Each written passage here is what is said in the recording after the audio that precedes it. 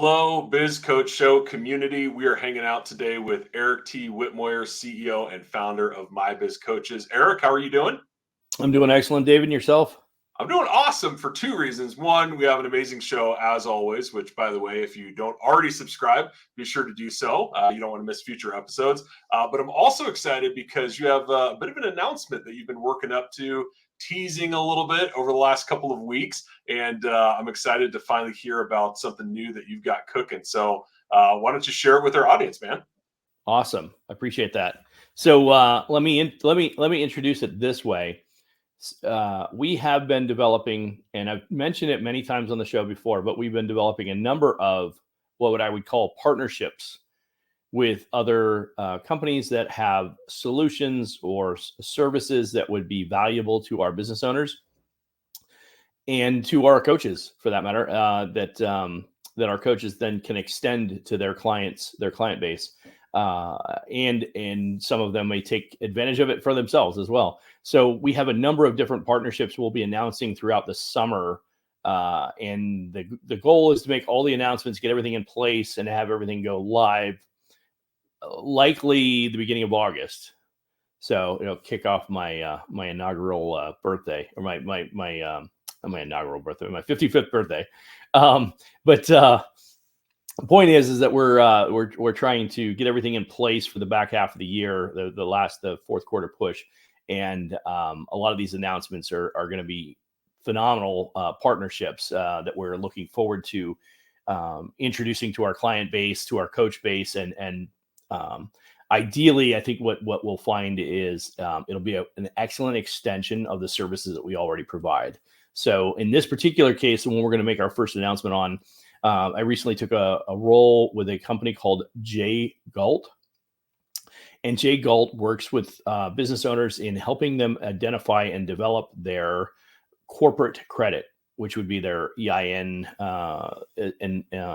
enabled business credit, right? We refer, there's actually business credit and there's corporate credit, which we'll get into a little bit more today. But the really helping people identify their corporate credit, and more importantly, how to bolster that up and get the most value out of that so they can leverage that within their business.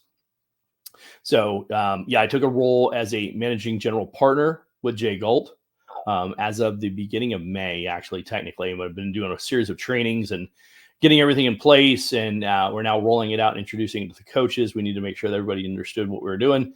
And now we're officially rolling it out.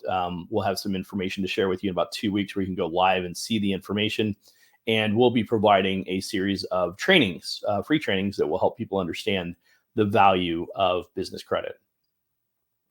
Well, it's awesome, man. Really exciting partnership. And, certainly as a coach, I'm sure you've come across your fair share of clients that have struggled to get the capital they need or secure, this loan, right? Those sorts of things. So I think that'll be an awesome partnership, not only from an education perspective, but also kind of some tangible capital benefits, which is awesome.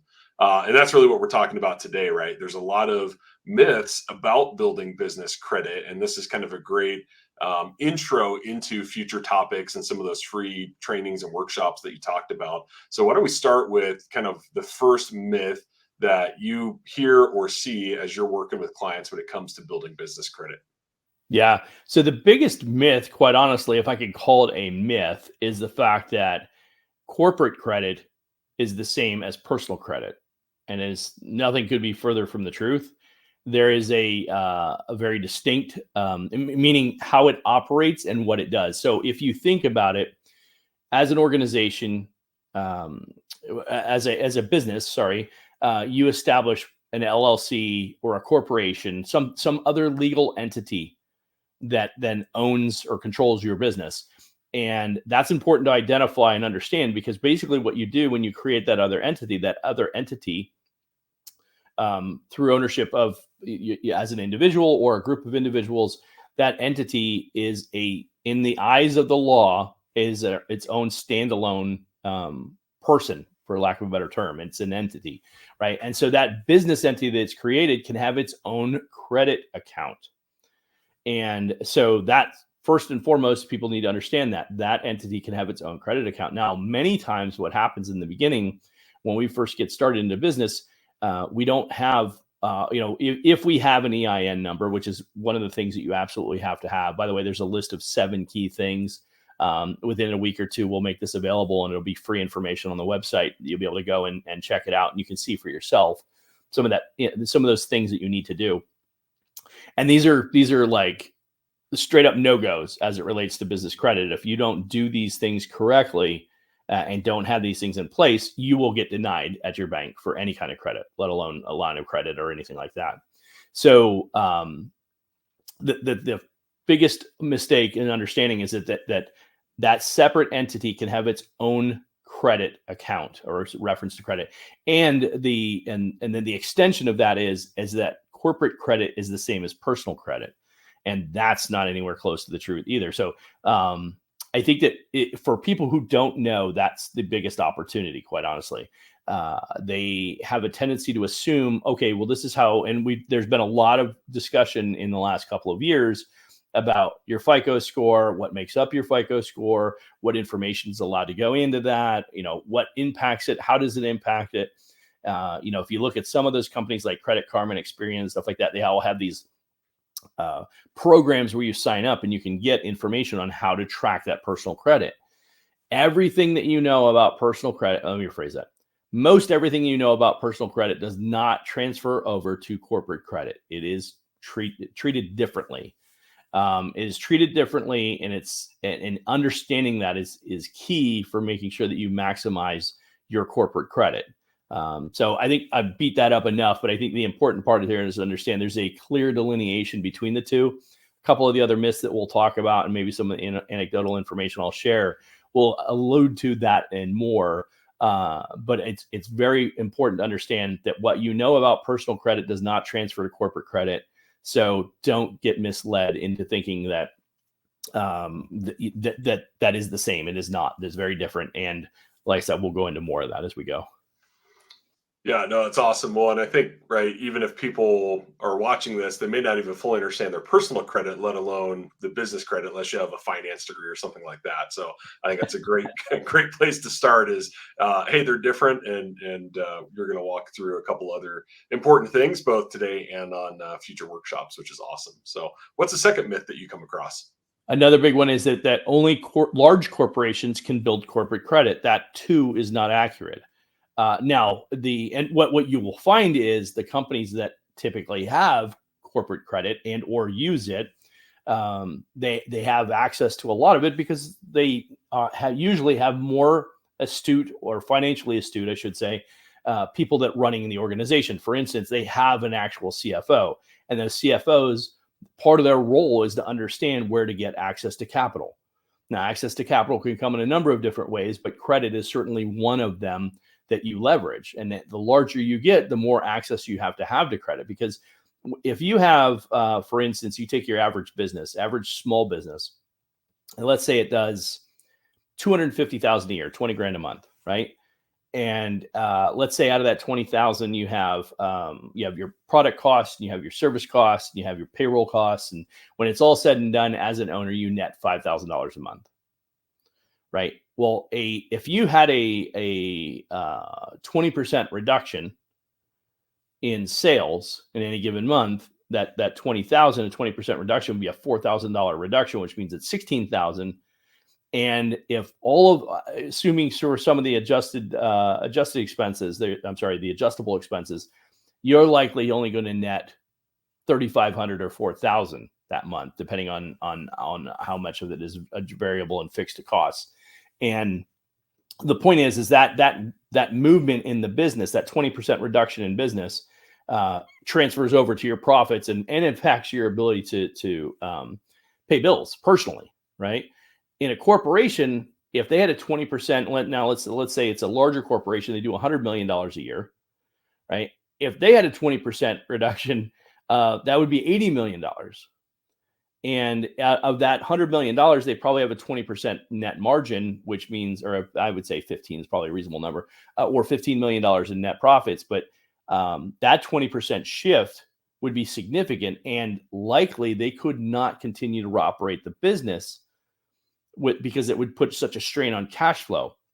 So most businesses I would say north of $5 or $10 million probably don't grow any further unless they have access to capital, meaning specifically the ability to leverage debt.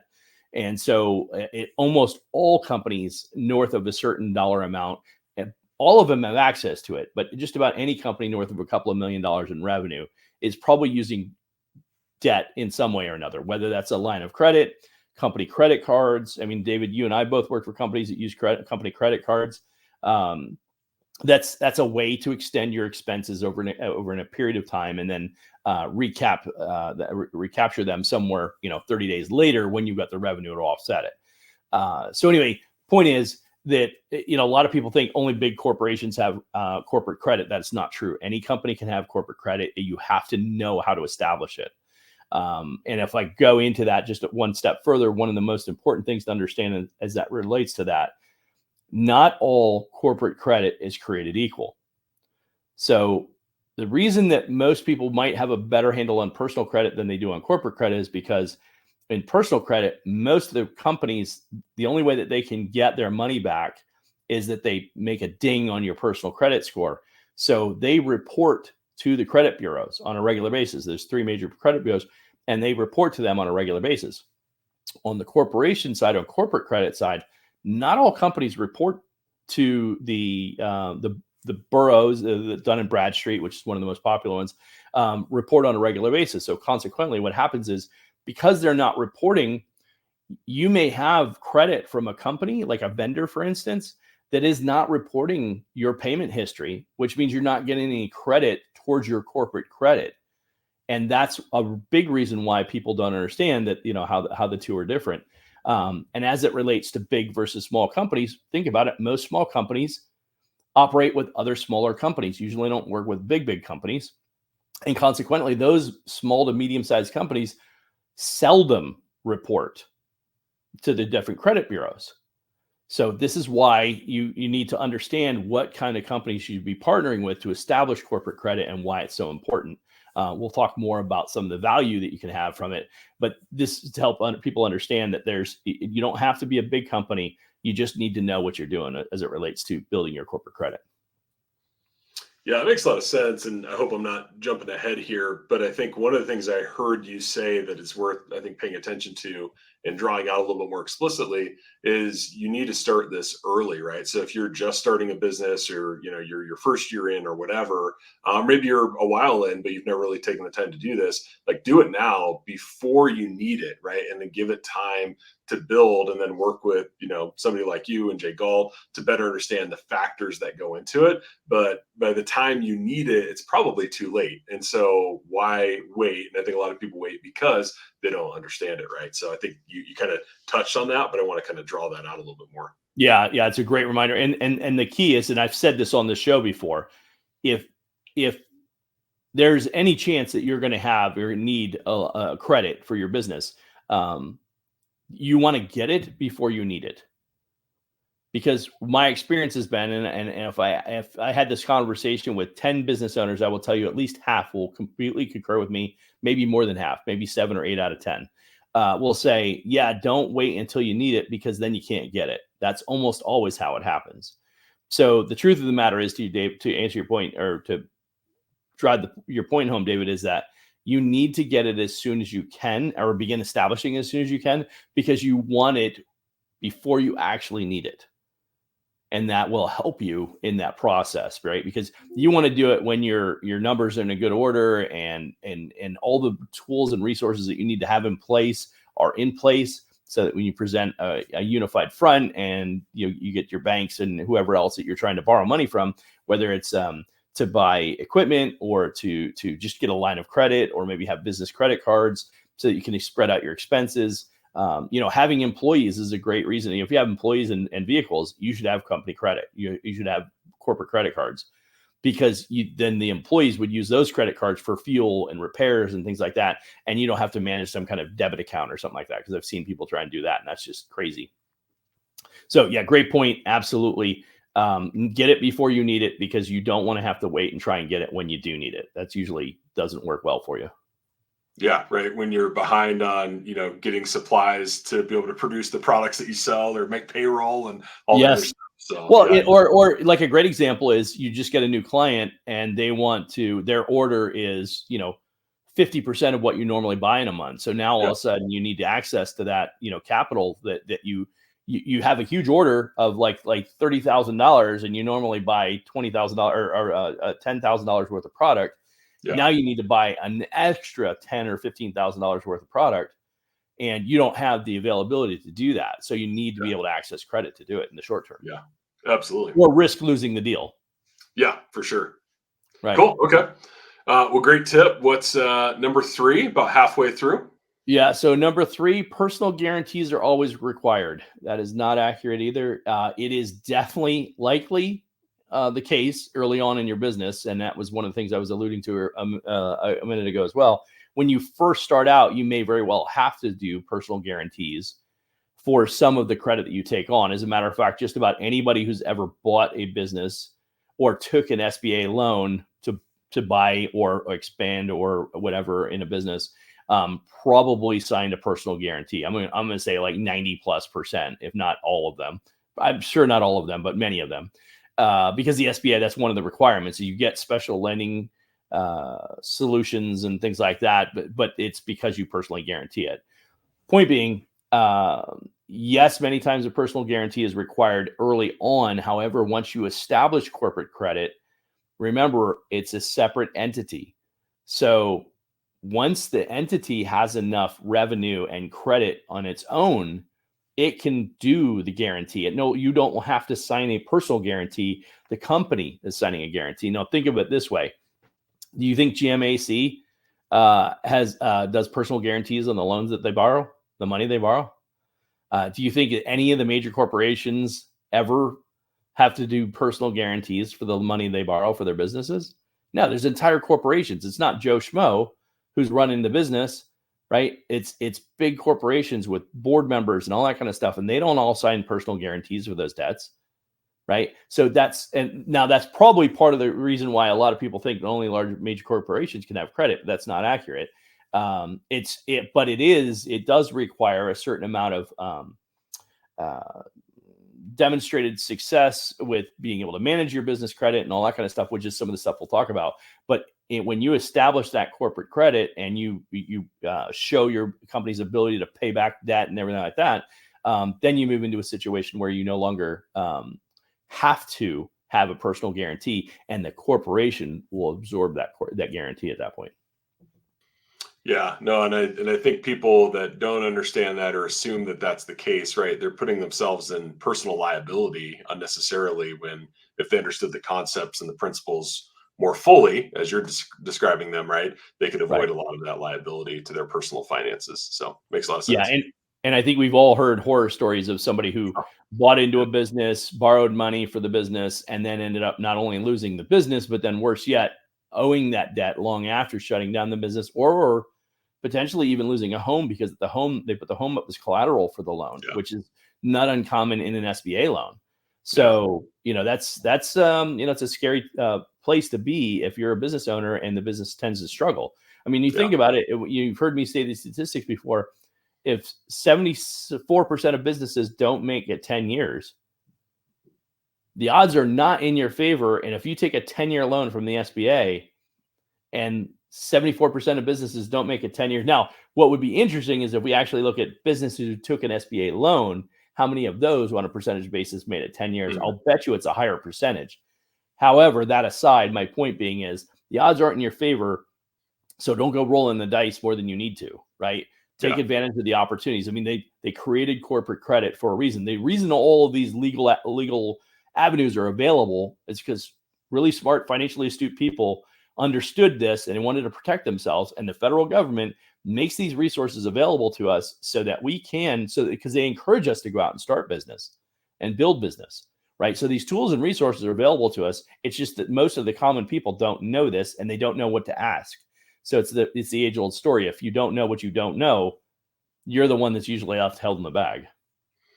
yeah. Is it too bold to say that if somebody's watching this and they're their first year in business, one of their strategic objectives should be establishing business credit so they can Uh, stop personally Absolutely. guaranteeing their finances? Yeah, no, absolutely. That 100%. That is not too bold. That is, I would highly recommend. It may not be the first thing you do. The first thing you want to do is get revenue coming in and all that fun stuff. But Yes. once you've begun to establish that you have an operating business is bringing in revenue, and you're beginning to see the growth opportunity, you should be trying to negotiate through this establishing corporate credit process, because the more that you have available to you, the more likely you are to take advantage of opportunities. Yeah, absolutely. Okay, cool. What's number 4? So number 4, it takes too long to build corporate credit. That is also a misunderstanding. Again, it goes. I think it goes hand in hand with only the big corporations can have corporate credit. That also is not accurate. It will take you some time for certain. And realistically, David, you just used an analogy and you said, hey, would it be too bold to say if I should start in my first year? That's perfect. Now, the process that you go to will take between, I would say, absolutely in the short end, and this is if you're already established and been in business for a while, and maybe by default already done some of these things that you would need to do, that you could get it done in like 9 months. But typically what we recommend is a year to 18 months. And you can see most of the benefit within the 12 months, the first 12 months. You will see extended benefits in the following year or two after that. But that's an important distinction, is it doesn't take that long. It does take some time though. So it's not like you're going to, month 2, you're going to start getting $100,000 worth of corporate credit. It is likely going to take the better part of a year to establish that kind of number.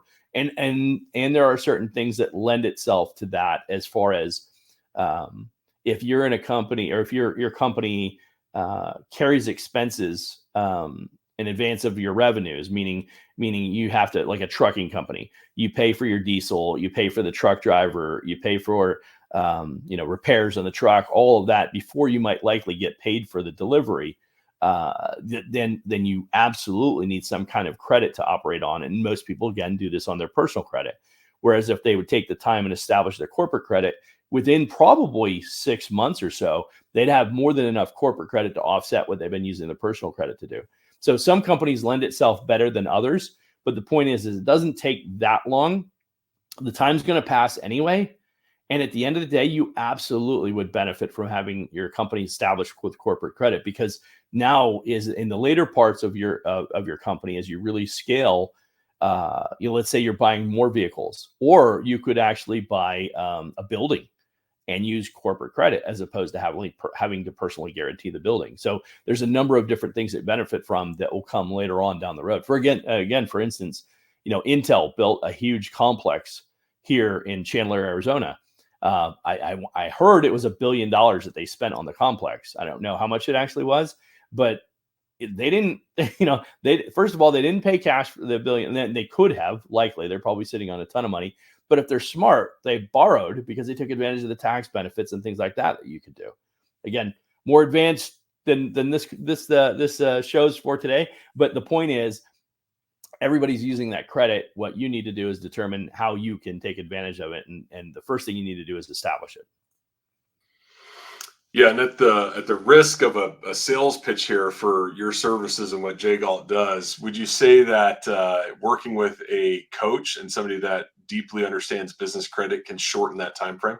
Absolutely. Yeah. If you're not established enough to have a CFO or a controller, or like an accountant who's actively involved in your business, then the next best solution would be somebody who's financially astute enough as a coach that could come in and help. A fractional CFO, which we have some of those on our team here at My Biz Coaches, are capable of giving you the insight. Not all of them, but many of them will be. And anybody who comes from My Biz Coaches would absolutely be able to support somebody through that process. Awesome. Cool. Well, let's hit number 5. So number 5, corporate credit is only for borrowing money. That is not accurate as well. Like I said earlier, there's a number of different ways that you can establish this. If I go back to my business with the trucking business, we had lines of credit for buying diesel. We had lines of credit for repairs, getting repairs, buying equipment for the trucks to repair the trucks, like tires and things like that. We had leasing agreements, right? You're going to need corporate credit. If you have corporate credit, I was able to lease more than half the vehicles, or lease or purchase, depending on what we chose to do.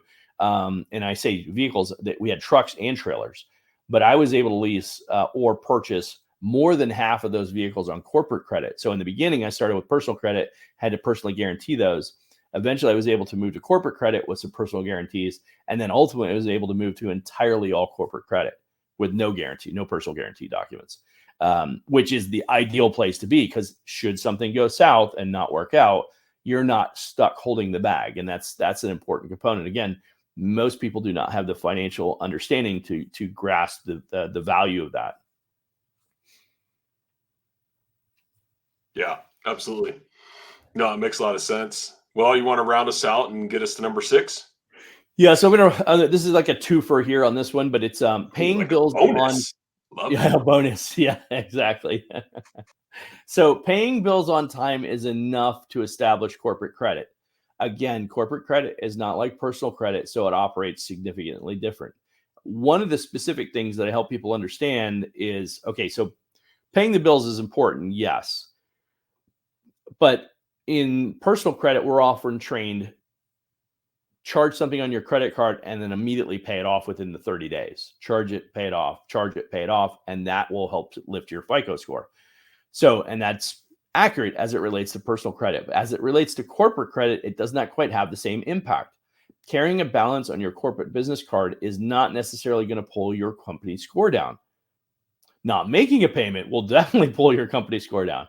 But having a higher balance, as long as you're consistently paying, is not going to adversely affect your corporate score. So what that a lot of people think, well, I need to pay it right off. No, most companies actually carry a lot of credit debt, and there's a reason for that, because there's a lot of, as I mentioned earlier, tax benefits from that. So I can't give tax advice, and certainly again, we can't go into that level of detail here, but there are reasons for that, and you want to make sure that you know and understand that. So make sure you get advice of a financial advisor, accountant, somebody, a CPA, or somebody who can help you with that.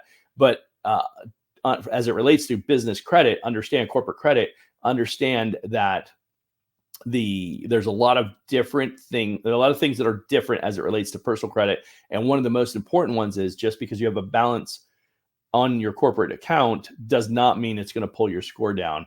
You do need to keep making the payments on time, and that won't change. But as long as your business can support that and continue to pay that debt, what you'll often find, if you're using your corporate credit correctly, right? You're not using it for frivolous stuff, but using it intelligently. You're actually using the credit to buy resources, tools, solutions, whatever, that are going to help you grow your business. So theoretically, if I borrow this money at, let's say, I don't know, 10 or 12% for a corporate rate right now, if I borrow money at 10 or 12% and allows me to put, for instance, a truck on the road, well, that truck would help me generate, if I'm going back to my trucking days, that truck would help me generate $22,000 to $25,000 a month in gross top line revenue. And it would allow me to net somewhere between $8,000 and $10,000 a month, run efficiently. So I don't mind paying a few $100 in interest on that outstanding debt that I use to get my truck on the road and pay for everything it would take to get it out on the road. I wouldn't mind doing that and covering a few $100 in interest if I'm going to get let's say $8,000 on $8,000 cash influx back into the business. So again, if you're using your credit intelligently, there's a lot of advantage you have from that. And so you need to make sure that you understand the rules of business credit, which is a lot of what Jay Galt does to educate you and help you understand that. Awesome. Well, I want to take just a second, Eric, and kind of bring it back to business coaches, right? I mean, that's kind of what we talk about here on the show, and also people, professionals that serve businesses. And so, kind of, if you would, just make a quick connection for the audience between kind of business coaching and Jay Galt, and how those two things might work together if somebody's interested, maybe adding this as a component of the coaching that they provide to their clients. Yeah, absolutely. So I think one of the most important things that, and this is an ongoing conversation that we have with clients all the time, and it is the fact that again, you take your small business example, take that average business owner who's going, let's say $30,000 a month in revenue. They got maybe 2 trucks out on the road, And let's say it's a pest control company, and they don't have a whole lot. They got some chemicals they have to buy, and gas, and got the leases on the trucks or whatever. Certainly they're covering the payroll, whatnot. Maybe it's 3 trucks at that point. But the point is that with that size of business, the problem they're going to have, like let's say there are 3, and they want to jump to 5 trucks. They're probably getting by and in a comfortable spot at that 30,000 with 3 trucks. But to go to 3 from 3 to 5, they have to make a leap. And that leap requires them to either, as an individual, as the business owner, take less money so that they can put more money back into the business, or they have to have some kind of windfall of some sort to come into the business so they have the extra capital to buy those trucks, put the payroll on, hire the employees, bring the payroll on, get those routes up and running, and then sell the accounts to fill the expense. Right? That's usually it's a chicken or egg, right? Which comes first, right? Do you get the new clients? Well, you can't do more clients if you're already maxed out on the trucks. And if the trucks are already maxed out, you're probably financially comfortable. However, you probably don't have enough excess or if you do have enough excess, it would take many, many months to save up to get the resources that you need to put that nest egg aside and say, okay, I'm comfortable opening the next series of trucks. Most companies most business models are not so affluent that they could easily support that extra debt for any extended period of time. So where they end up going is they go to debt. Let me borrow money to buy the trucks, because it's not just buying the trucks, it's not just financing the trucks. You also have down payments on that. Well, if it's a $40,000 truck and you finance $35,000, you got to put $5,000 down. You're buying 2 trucks. That's $10,000 cash out of pocket, right? So it's $10,000 cash for that. Plus you got to front load the payroll, which could be 2, 3, 4 weeks, depending on your training requirements. You have to buy additional chemicals. You have to buy, right? And so now all of a sudden you can see where you need an extra $30,000 or $40,000 to comfortably get those trucks and those employees out into the business deployed so you can absorb the new business you're bringing in. And that is hard for a business owner that's already at that first spot, excuse me, to be able to make that leap mentally. And they often need a coach to kind of guide them through what that should look like. So step 1, what should we do? Step 2, what should we do? Step 3, what should we do? And have somebody kind of hold them accountable walking through that process so they don't feel overwhelmed. Yeah, no, that makes a lot of sense, Eric. And as you're talking, I mean, I love the leap analogy, right? And they don't come very often, and when they do, you need to definitely capitalize on it. But I think what resonated with me, or what I was thinking about as you were saying that, is if you don't have the ability to leverage, right, a loan or some other, finance mechanism, then what a lot of people are left with is they have to give up equity in their business and bring on an investor or something like that. And that, you think interest on a business loan is high. Well, think about all the equity you're giving up and the value of that over time that you're losing. So taking the steps, building the credit, working with a coach, right? Understanding the sequence and the things that need to happen so you're ready when that leap comes, both strategically, operationally, but also financially, super important. So I appreciate how you tied all that together. Yeah, and you mentioned that. I'll give a great analogy because you referenced it. If you were to take on an equity partner, right? Let's say you had to pay 12% interest, which is probably where the market's at right now for corporate credit, depending on the debt and all that kind of stuff. But let's just say, for the sake of argument, well, hell, let's just say it was 15%. That seems high, right? Well, 15% for, let's say, $50,000. I don't know, what's that, $7,500 in interest, maybe over an extended period of time, maybe closer to 15,000, depending on how long you financed it over, right? But that is a drop in the bucket to 15% of an equity position of a partner you have to bring on to get the same $50,000 for 15% in perpetuity, meaning forever. Right? So even at 15% for a $50,000 loan to help your business make the leap from 3 to 5 trucks, that's nothing compared to having to bring on a partner to drop 50,000 into the business and take on a 15% stake forever. And it's, sometimes I think some people miss the math on that. Now, I'm not saying that there's anything wrong with bringing in a partner and somebody making an investment in your business. I'm just saying, make sure you're weighing out the differences, because there's a significant difference between 15% forever and 15% for a 5-year term loan or something like that. Yeah, especially if you're doing it solely for the financial benefit, right? I mean, Yep, there's other advantages of, a network or absolutely. right, of course, which, that may be a factor. But yeah, if it's just so you can buy those 3 other trucks, I think the loan's the better way to go. So I think that's something people need to consider for sure. Agreed. Cool. Well, as we wrap up here, Eric, any other thoughts on that? And if not, maybe we can just talk about some next steps. Yeah, no, nothing really specific. Like I said, I think the biggest thing is, and we've only scratched the surface, David, on some of these myths. There's a number of other myths that we could probably go into. We recently did a workshop. We do our free workshops on Tuesday at 10 a.m. And we did a free workshop. We covered 5 myths that are very common myths.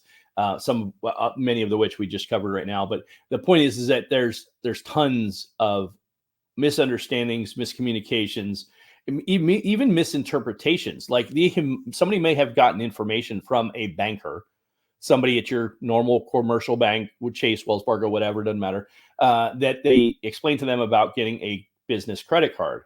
Well, getting that business credit card, what it takes to get that, and what your company may have to demonstrate to be able to get that $5,000 or $10,000 line of credit or credit card, right?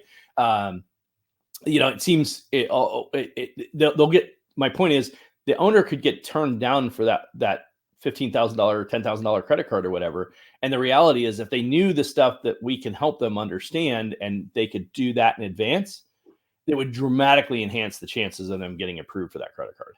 Yeah. Well, And in the beginning, when you're started, like you said, in year one, a $10,000 credit card could be substantial for your average small service-based business. yeah. Well, I know there's a lot of business owners that they're frustrated, not just because they're getting turned down, right? And they need the financing, but they don't understand why they're being turned down and what they Yep. need to do to fix it. And so they get stuck in this cycle of despair with everything else that's going on, right? And Yep. it makes sense why a lot of businesses don't make it when they don't understand exactly what the obstacles are and how to overcome them. And that's really where a coach like yourself can come in and help. Right. Well, and I'll use a success story that we had at our previous employer. The owners of that company, we were able to grow 140 stores, retail locations, in over a 12-year span of time, just short of 12 years, I think it was. We had 140 stores. The owners never signed a personal guarantee for any of those leases, Pretty cool. which is unheard of. Right now, we had some added advantage because when we started the company was right smack dab in the real estate debacle of 2006, 7, 8, 9, right?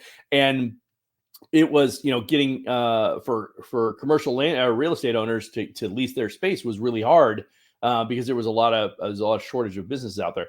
And so during that time, we were able to leverage that. And then later on, when the financials were good for the company, we could use the corporate credit at that point, and we didn't need to sign those personal guarantees. So it's a perfect example. And what I would explain anybody who doesn't completely get that picture, if you've ever had a lease obligation, a commercial lease obligation, and could not pay and had default and pulled out of the space early and did not fulfill on the obligation of the lease agreement, they'll come after you for the entire balance of what's outstanding on that lease. And I know from personal experience. So I share that to give you, it's like, say, well, okay, I understand that, you're shutting down 2 years early because the company's not struggling, but you still owe $4,000 a month for the next 24 months. That's $100,000, right? That's and that's not going away. They will come after you. You may have to settle at some point, but that's going to take a huge hit on your personal credit, or it's going to take you a long time to pay it off while it takes a hit on your credit. So if you can use corporate credit to establish this, build this, scale this business, whatever business you have, and be able to leverage the corporate veil and be able to protect yourself personally from your personal finances, separate them from your business, you'd be a fool not to. Yeah, absolutely. That makes sense. Well, I think just for folks that are maybe watching or listening and they're thinking, hey, I'd love to learn more about business credit. I'd love to learn more about, this partnership with Eric and Jay Galt and kind of what that looks like. Or they're considering, hey, I'd love to help businesses navigate some of those challenges as a coach. We just encourage you to scan the QR code or head to mybizcoaches.co/coach. Just a free call. It's a great conversation. However, you want to navigate that, what you want to learn more about. Eric or one of his coaches would love to chat with you about that. And we've got a lot more to come on not only business credit, but a lot of other things to help you grow your coaching business or add coaching to your existing professional services. So, Eric, as always, man, it's been great hanging out with you, and thanks for the insights today. Appreciate it. Thanks, David.